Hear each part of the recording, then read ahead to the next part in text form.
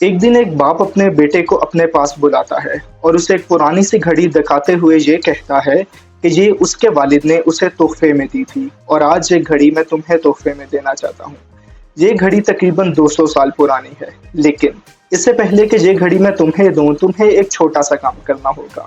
گھر کے پاس ایک جویلری شاپ ہے، تم وہاں پہ جاؤ، اسے یہ کہو کہ تم یہ گھڑی اسے سیل کرنا چاہتے ہو اور دیکھو کہ وہ تمہیں کتنے پیسے اس کے آفر کرتا ہے۔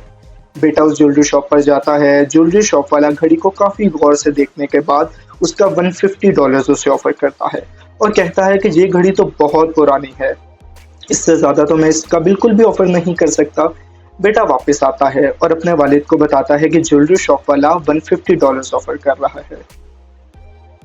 اس کے بعد والد کہتا ہے کہ اب تمہیں ایک اور کام کرنا پڑے گا۔ گھر کے پاس ایک پون شاپ ہے۔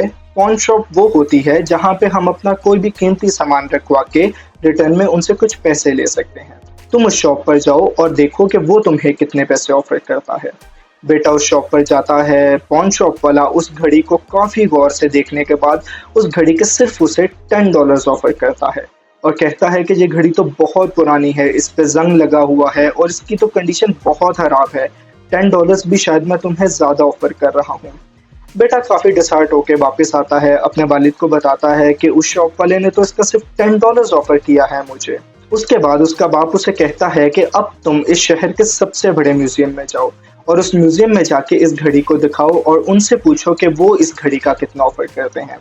بیٹا میوزیم میں جاتا ہے، میوزیم والے اس گھڑی کو دیکھنے کے بعد اس گھڑی کا اسے $5 لاکھ آفر کرنے کو تیار ہو جاتے ہیں۔ بچہ کافی حیران ہوتا ہے، واپس آتا ہے اپنے باپ کے پاس اور آ کے بتاتا ہے کہ میوزیم والے تو اس کا مجھے $5 لاکھ آفر کر رہے ہیں۔ باپ کہتا ہے کہ اب تمہیں سمجھ آئی کہ میوزیم والوں نے اس گھڑی کو اتنا زیادہ کیوں آفر کی، اس کی اماؤنٹ کیوں؟ کیونکہ وہ میوزیم اس کی ویلیو کو سمجھتا تھا، اس کی ورتھ کو سمجھتا تھا۔ بالکل اسی طرح ہی انسان ہے۔ انسان کو ہمیشہ ان جگہوں پر جانا چاہیے کہ جہاں پہ اس کی کوئی ورتھ ہے۔ ہمیشہ ان جگہوں پر جاؤ، ان لوگوں کے پاس جاؤ جو تمہاری ویلیو اور ورتھ کو سمجھتے ہیں۔ ہمیں زندگی کے اندر کبھی 2-3 دفعہ کہیں سے ریجیکشن آ جائے تو ہم اپنی ویلیو کو ہی بھول جاتے ہیں۔